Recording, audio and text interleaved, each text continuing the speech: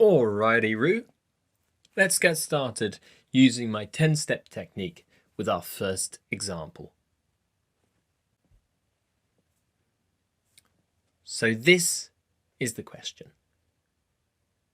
Remember, it will look like this in the exam, and there will be 6 questions like this. The word that they give you will normally be bold in the exam. I've put it in capital letters throughout this course to make it hopefully a little bit more obvious and easier to use with our technique.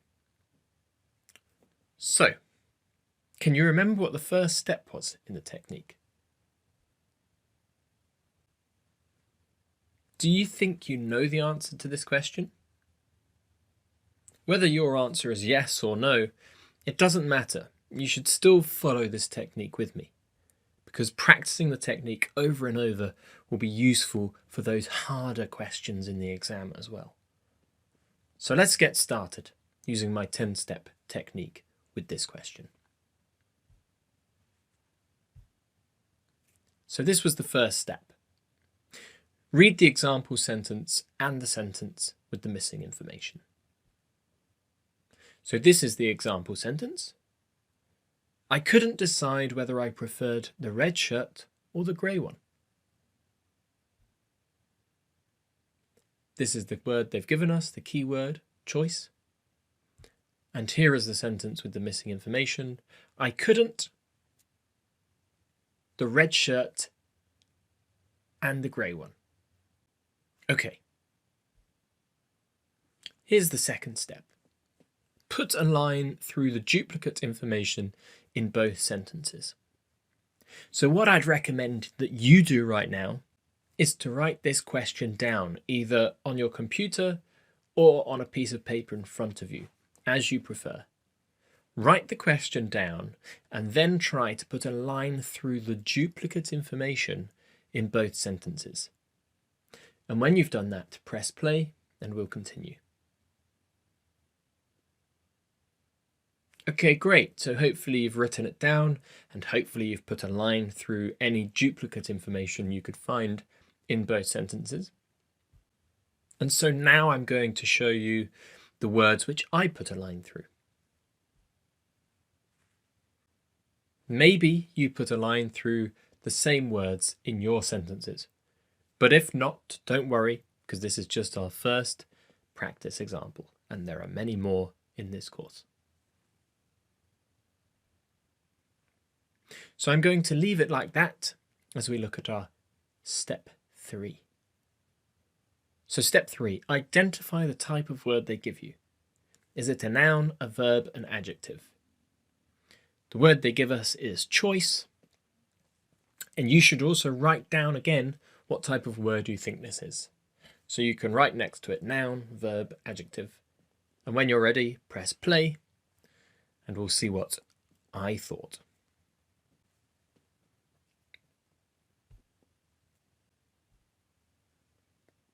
So, choice.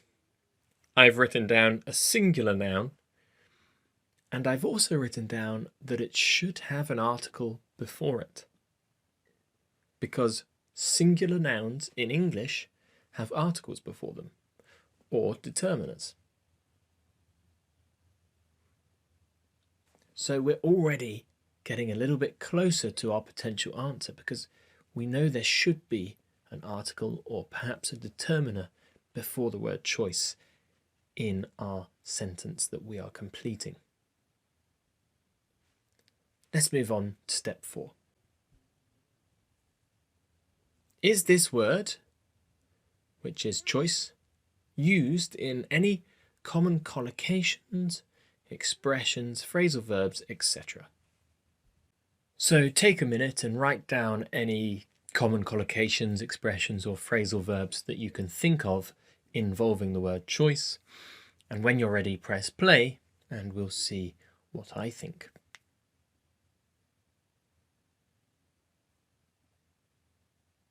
Okay, so hopefully you've done that. And remember, it's a really good idea to study common collocations, expressions, and phrasal verbs before the exam. And a good course book should give you a lot of the ones that tend to come up in the exam. If you need recommendations for course books, etc., you can contact me and ask. Or head over to my website, studentlanguages.com. But let's have a look what I thought. Choice. Okay, so I thought of this one, to make a choice.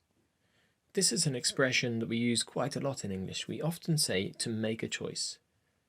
And it has the article before it, which is what I thought could be the case, with the single countable noun and article a.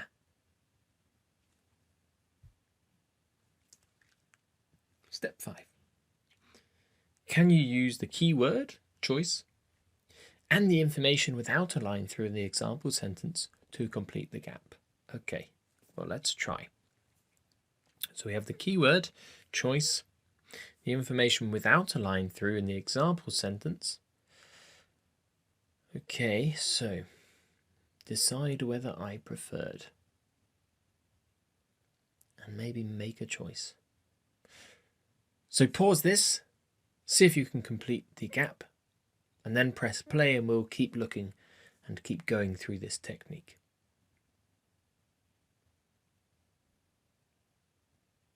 Okay, so hopefully you've done that, and now we can see what I think. So I've written, make a choice. Make a choice. Here's step 6. If you're not sure about the answer, try asking yourself a question using the information you have.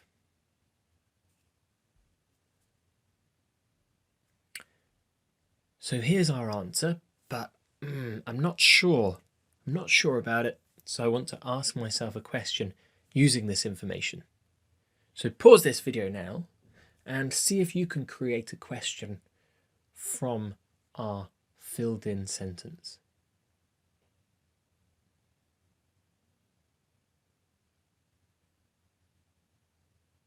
Okay, so here's the question which I created.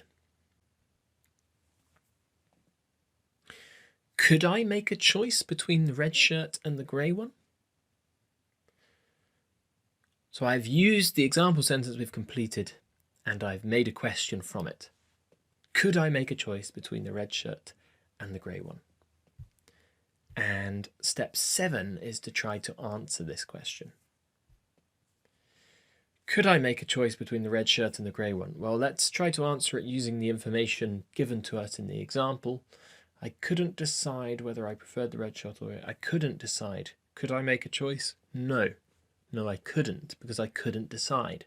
So the answer to this question is no. I couldn't make a choice between the red shirt and the grey one. Interesting. Between. I didn't write that in my example sentence here. So step 8. Can you now put a line through all the remaining information?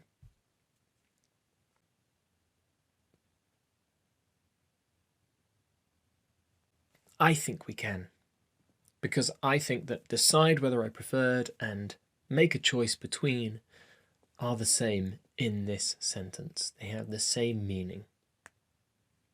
Decide whether I preferred, make a choice between. And here is step 9. Is the overall meaning of your completed sentence the same as the overall meaning of the example sentence? I couldn't make a choice between the red shirt and the grey one. I couldn't decide whether I preferred the red shirt or the grey one. Yeah, I think it's close enough. I think they have the same meaning. And so step number 10, make sure the words you use match each other. For example, if you use an uncountable noun, do not write many before it. So I couldn't make a choice between the red shirt and the grey one. Do the words match each other? I couldn't. Well, couldn't is what we call a modal verb in English, and it should have an infinitive after it. and we could call that a bare infinitive actually, to be more accurate. And bare infinitives follow auxiliary verbs, for example, could. And so here we use the bare infinitive make. And articles, remember, come before singular nouns, and we have a singular noun choice. So the article before it here is a, so we have an article before our singular noun. We have a bare infinitive after our auxiliary verb. And finally, the red shirt and the grey one is two things. And if we're deciding between two things, we can use the word between. So that's okay as well. And so that is the final complete answer to this first example. We've used our 10-step technique and we've successfully completed the question. But remember, in the exam, write in capital letters, and you will also need to write your answer on a separate answer sheet. This depends a little bit if you're taking the paper exam or the computer exam. In the paper exam, you can also write on the question paper, but you will need to transfer your answers at the end. Okay, thanks for going through that example with me. This is the first example in this course, so the next examples are going to become easier, and also my instructions for passing them will become better and clearer as well, because I'll be doing this several times. And just like you, my presenting will get better as your answering will get better, because the more you do something, the more you practice, the better you become. All right, see you in the next video.